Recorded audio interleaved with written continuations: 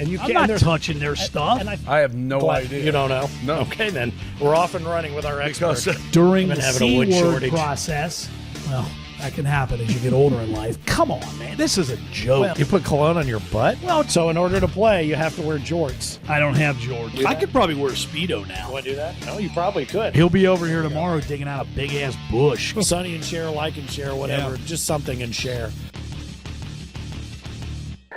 Well, yes, hello. Here we are. It is Larger Than Life, Season 2, Episode 0, not Episode 1. What? I thought this was Episode 1. It was supposed to be, and we'll get to why it isn't here in just a moment. So if you tuned in after all of the hype and everything that we did to build up your anticipatory juices for this particular Episode 1 of Season 2, know that it is Season 2, Episode 0. Not unlike Season 1, we had a little issue, but this is not technical. This is... No, it's not. No, it's psychological, it's physical, it's mental. Oddly enough, this time it's not technical. So Fred, here's what we're going to do. We're going to start. I'm going to appeal to your journalistic background. Okay, we're going to be talking the who, what, where, when, and why, but not necessarily in that order. So the who, he's Gamble. I'm Finn. It's the weekly Larger Than Live, right? It's Larger Than Live. Okay, yeah, in case you don't know. The reality check is what we do Thursday nights on WLW, but this is Larger Than Live, right. Typically Monday nights, just like now, 7 o'clock. Now, the where is different because we had planned for the big unveil and the reveal of the new set that's been being worked on feverishly for the last month and a half since we took off for the holidays. Unfortunately, you're not actually on set right now in Studio G, but you're in the vicinity. Is that correct? Well, I'm actually in Studio G, but I'm just the camera's turned a completely different direction. Trust me, the set is perfectly ready to roll. I mean, it looks awesome.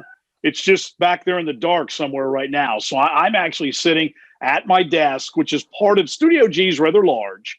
But yes, we had hoped to have it for people to see. It's ready, just not for you to see yet. And we'll tell you why momentarily, because why would we expect it to be any other way but this? Right? Well, the crazy thing is it was ready to go until about this time yesterday. We were all set and ready to go. And then the thing that has turned the entire world upside down begins with a C and doesn't end in you next Tuesday. It's a whole different word popped up yesterday. So why don't you explain why we were in two separate locations? Well, we are in two separate locations. I am in the dark part of Studio G. Finn is resting comfortably in his abode, and that is because my youngest son had a little, shall we say, a little test taken, and he passed. Unfortunately, this is one where you want a failing grade. And it's funny because as you said, he passed his test with a C, and many F words were dropped after that C word was dropped. There were lots of F words, but as you said, doing the right thing. I mean, we've both come into contact and in situations where we think it's probably better that we don't do the things they tell us not to do. And so when we get back to abnormal next week, we can get into it a little bit further. But today is really more of just a why are we here instead of where you expected us to be, why I'm at my palatial estate, and why are you in the darkened part of Studio G. But I think part of it, and as we discussed yesterday, it is getting so goddamn frustrating to try to figure out what's going on and where and what you can do and what you can't do. Actually, though, Fred, I think you're a little bit incorrect that he didn't really receive a grade of C. I think he actually got a new one on the spectrum of P.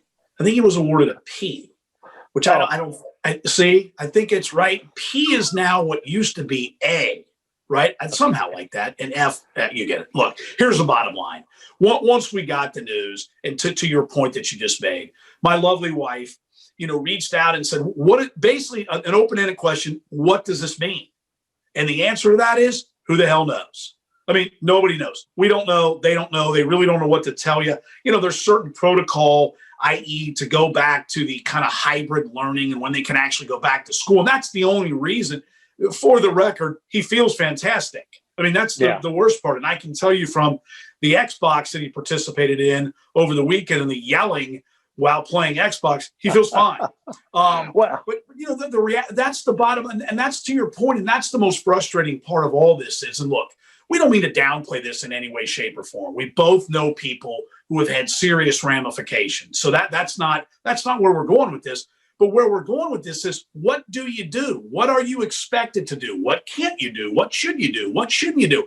And depending on who you talk to, you get all different answers. And I think that's the most frustrating part for everybody is, here we go. Today's February the 1st. I mean, we're already 31, 32 days, if you will, into a new year where things were supposed to be taking a much different form. And I feel like they're nowhere beginning to even do that. Well, then we're back to right where we were back in March of 2020.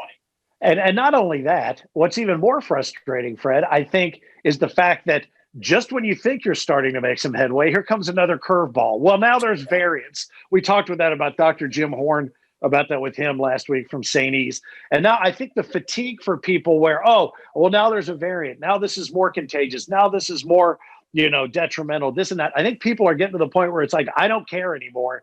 Just open up my world and let me decide what parts of it I'm going to consume. Because I do feel like my better half's daughter tested positive probably a week or so before Nathan, but she lost the sense of taste and smell. So that's how she's manifesting her symptoms. So then that goes to her mom, which then impacts me, which means I can't see certain people because they're afraid, but knowing what they know. So it's like, and correct me if I'm wrong, but do you feel like I feel? It's like we're just in a hall of mirrors. You turn this way thinking that's the way you go, and then bam, you run into that one. Then you turn this way and bam, you run into that one.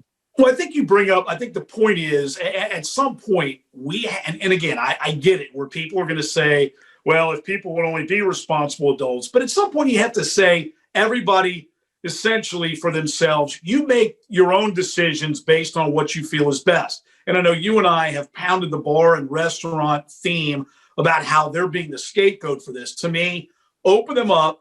If you should go. If you feel like there's any trepidation where maybe you shouldn't, don't. That to me is your responsibility. But it's unfair to those owners, people who work there, to be cut short of making money of their business, right? And those people who need the wages simply because they're being forced to shut down. I just don't find that unfair. Now, look, I'm not suggesting you pack 70,000 people yet into a stadia, but at some point we got to start taking steps to where we get to that point. And I hope in the coming months we will. I mean, it's this, nobody knows what about. I mean, good God, try to find out if and when you can get the vaccine. Right. Best of luck. Right. Well, and when you do that, it's like, okay, so let's say now, and this is the other thing we were talking about. So Nathan had his exposure first part of last week, got the test, found out positive yesterday. Okay, so then let's say you test and you test positive. Well, when is positive to when and for how long? Nobody knows. And what do you need to do? And those are the things that I think are so confounding and confusing. And just like we said, I've never been in a strip club and seen a girl on stage with a gun to her head.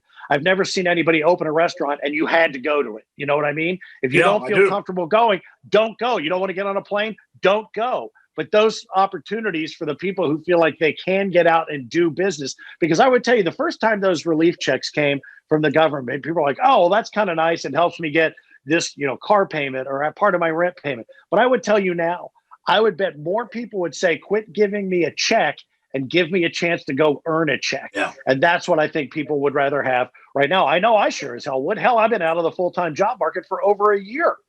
Well, and frankly, whether they say that or not, that's what the feeling should be. I mean, that's what makes, I think, myself, and I know we've talked about this and other people a little nervous, is people get too comfortable with that. Like, it's just, oh, okay, they're going to send. First of all, I mean, hopefully you would aspire to earn more than that, because if that's what you're going to live on, you're not going to be living very long. Here's one for you. I forgot to tell you this. I haven't even told you this one. So you know how the vaccine, so somebody in my wife's family is at the age where they are eligible right now in the pecking order to get the vaccine. 52 phone calls. 52 times this person called to try and get through to someone about the vaccine. 52. Well, and now look at this. There's a congressman who's had both stages of the vaccine and got it anyway. So again, we're kind of right back to this whole thing where No one really knows the answers. I mean, God bless Jim Horn, Dr. Horn. Right. They're doing everything they can do that's been given to them to do. And they're doing, we talked to them about the efficiency of how they're getting things out. I saw, and this is no lie, I've seen 2 different cities where they have asked the people that manage the Chick-fil-A drive-through to help them get their COVID vaccines administered and checked in and everything else, because their ability to do it efficiently has proven through that drive-through process to be better than what the government or what the agency can put together themselves. So I honest to God, I mean, you want to talk about the use of your resources and the best way to utilize them. That's an odd example, but it is going on out there. But I think, right now we're going to do what we can do. We're going to, we're keep our distance, the distance that we've always kept from one another. But me being in your house at this point with you guys doing the right thing, it made more sense to do this way today. Yeah. Thursday at WLW, we'll see, because honestly, it's a whole different ballgame. Hang on, though. Let me get this straight. So Chick-fil-A can operate its drive-thrus better than the government can essentially operate. You might as well be honest. Anything. Right. Yeah. So, correct. I understand the vaccination process. I get the difficulty of, ramrodding it through much quicker than under normal circumstances in the approval process and testing. But it's not like nobody knew that once the vaccines were available, they were going to have to be administered. I mean, has anyone been doing anything? And I get it. I get the massive project that this is, but that's not an excuse. You can't use that as an excuse. Well, I mean, if everybody's on the same team, which we're supposed to be, right? So if everybody's we're all on in this together. We are all in this together. And apparently together means we're all incompetent, is what I'm led to believe. I don't know. Well, they've been calling in retired nurses, retired doctors, Right. EMTs, anybody that can to try to get it out there. But again, just trying to get anywhere Correct. is crazy. I mean, I know they're rolling out 80 plus and then 70 plus, but here's the thing that chaps my nuts, and it's smokers. Sorry, smokers, putting smokers to the front of the line for a voluntary habit. That's because it's respiratory. I don't get that. No offense. I mean, the good news for me is they included obese people and those people that can bump to the front. So I'm still qualified. But the bottom line is, again, but you haven't been vaccinated yet. What's the That's problem? because they haven't found a needle strong enough to get through all the layers that they need to get through. No, but the point is voluntary. The reason that I am considered medically obese is my own stupid mouth.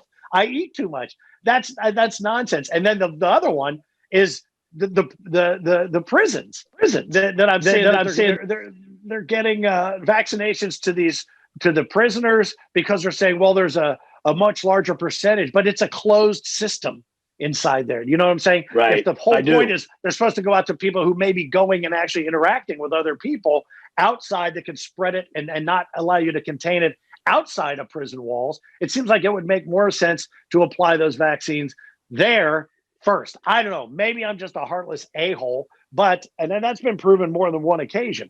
But I don't understand that either. And this is the guy behind 9/11. I understand, and maybe I sound like some QAnon jackass, but they're saying that guy, the people in Guantanamo Bay, are going to get the vaccine before the people in New York. Put any logic to that, Fred. Let me tell you this. There are probably some people who are so frustrated with this whole thing. They're probably sitting there, and I shouldn't even bring this up because this is when we need a disclaimer. People who are way just can't take this anymore. They're probably thinking prison, honest to God, vaccine, 3 square meals a day. There are worse ways to live right now, right? I'm being very, very hopefully facetious. But you're correct. It sends a bad message. Hold on. Time for a reset. It's Gambling Fins. Oh. Larger than live. See, we don't have a break to tease across, but if we did, we'd do that too. This is season 2, episode 0. And if you missed it earlier, we appreciate you joining us in our customary slot here Monday evenings at 7. Here, he is there. C-word related, not me, not him, but somebody in my family. This is the dark side of Studio G, where we hope to be with bright light shining next Monday. He is in Milford, and that's how we're coming to this evening. Right. There just for this one time only, knock on wood. Yep. Now, one thing we haven't gotten a chance to talk about, because to be honest with you, after the divisional championships were played, I don't want to talk about it, but let's move on to the Super Bowl. Sure, I mean, let's honestly, do it. I haven't really heard that much talk because I've sort of been tuning it out. I don't want to hear about the old guard passing the torch to the new kid on the block and all of that nonsense. I'm sick of hearing about Brady. Don't want to hear another word about Gronkowski. But we're 1 week away. Next time we're together in this scenario, hopefully in Studio G, the game will be behind us. So what are you thinking? Well, first and foremost, I can't stand the 2 weeks in between. I really can't. Right. But what I'm thinking is, it's the numbers stayed around 3 to 3.5. I think which is like Kansas City being the favorite. I don't know. I just think everybody kind of started thinking about Kansas City near the end. They had that second to last regular season game where the Falcons missed a field goal late to force overtime. Then they played hardly none of their starters and got beat at home by the Chargers. Look, and then they could have, should have, would have maybe lost to the Browns. But I think sometimes I think you're at that. You've seen this with teams. Once you get over maybe a game you could have lost and you're back to doing the things that you have done to be successful, I think it's a deep sigh of relief. Look, Tampa Bay, they weren't great against the Washington football team, right? And then if you think about that, then they had the Green Bay. They got the big lead, I think, and I'll give them credit because they're playing better defensively. Brady made some big plays early, did not make some great plays late. It's a good storyline, like them or not. New guard, old guard, playing in their home stadium, Raymond James Stadium. First time a team has played in its actual home stadium before, played in the hometown before. I like Kansas City. I just do. I think I mean, Mahomes, Travis Kelce, Tyreek Hill. But I tell you, yeah, Tyreek Hill is a beast too. I mean, that guy. I've never seen a guy that can cut up a field like that dude and just turn on it and hit a second gear. It's crazy. I think the mix of Kelce, who can make big plays, but he's also a go-to guy for Mahomes, where Hill's the speedster. They mix him in, and Mahomes makes plays on his own. They've got some decent, Clyde Zellaire in the backfield. They've got good running. I just think Kansas City and their defense is good enough.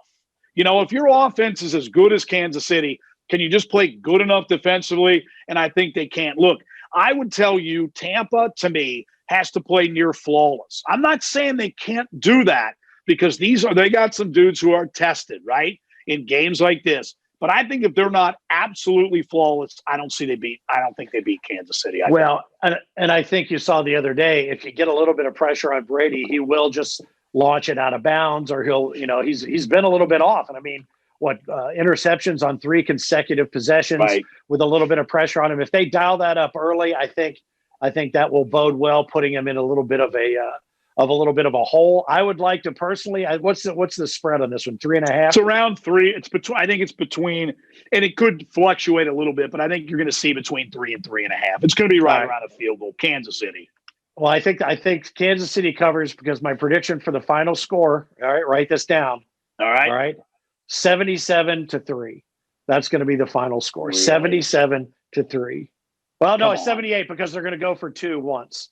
So it'll be 78. Okay. You know what? I've never predicted scores. I've always, whenever people say, what do you think the score is? Who the hell knows? I mean, it's hard enough to pick who's going to win. Vegas knows. How does Vegas know? How do they know? That's a great question for which I don't have an answer. But now I got to ask you. So Super Bowl is more than just a game, right? Yeah. So you've got commercials, although they might be a little bit different this year, maybe. You've got the halftime show, which I know you're a huge proponent of the halftime show. And then you've got just all the other stuff that surrounds the game. So for you, I'll be honest with you. I pay attention to the commercials just because from a marketing and promotion standpoint, I like to see but more so not just the actual spots that run during the game, but what the companies and brands do digitally to kind of tie it all together, or at retail, et cetera. I enjoy that.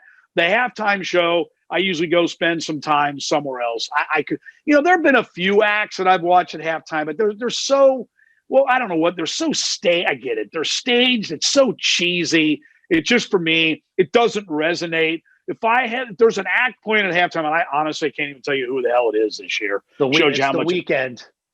The Weeknd. Who? Remember, you've seen the Pepsi commercials. It's that guy that calls himself The Weeknd. Like I said, I'll dispose myself during those 20, 25 minutes.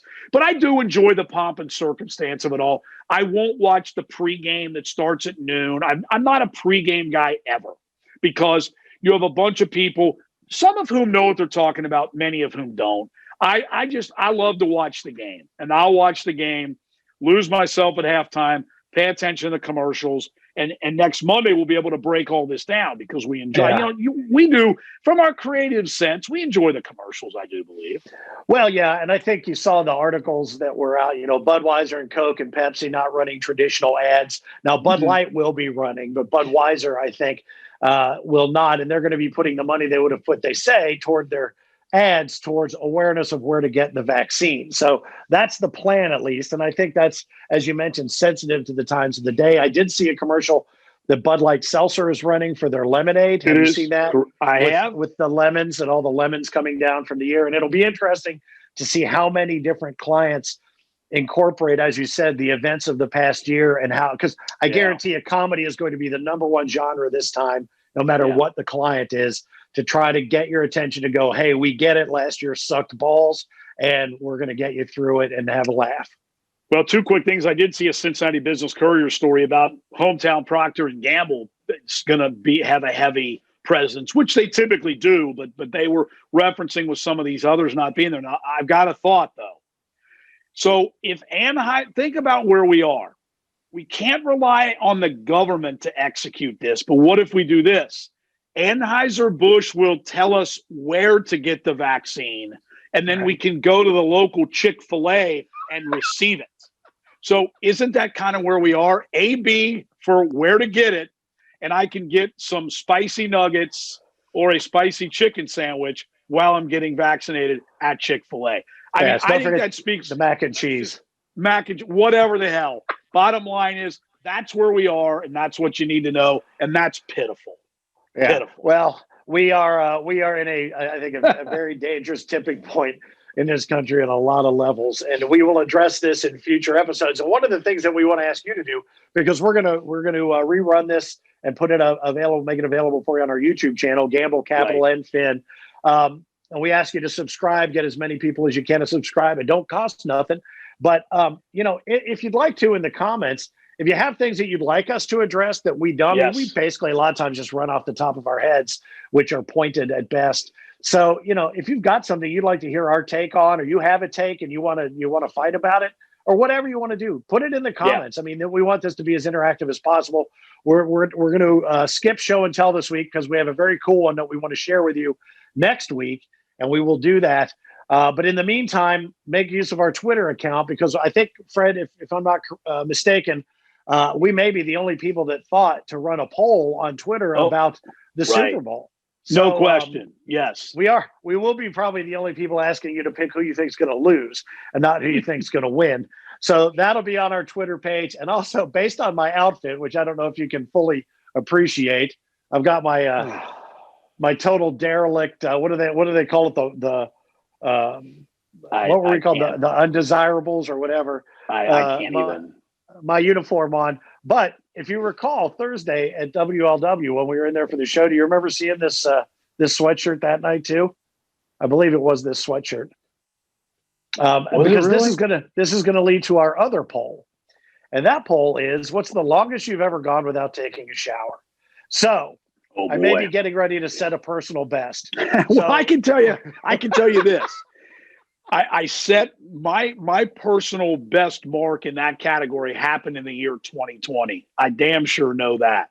I do. Okay. Oh yeah. All right. Well, I may be working on a streak now because I haven't been able to see my better half, and I haven't really had to be anywhere. And yesterday I was, as you know, I was close. I wasn't extension cord close, but I had a different means of delivery. You did, yes. But it might have involved exhaust.